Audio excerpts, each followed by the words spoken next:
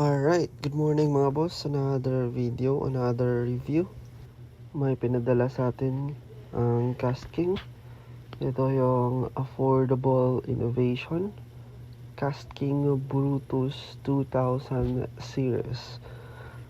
So yeah, pag-usapan natin yung 5 features or importanteng features ng KastKing Brutus spinning reel.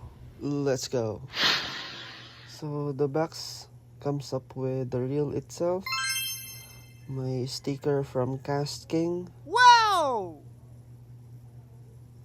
The guide and especially the handbook. So ayun, box pa lang sulit na talaga mga master. Wow! So ano nga bang 5 features ng KastKing Brutus 2000? Naka-handle line gripper na siya. Naka-line ruler bearings. 4+1 bearings.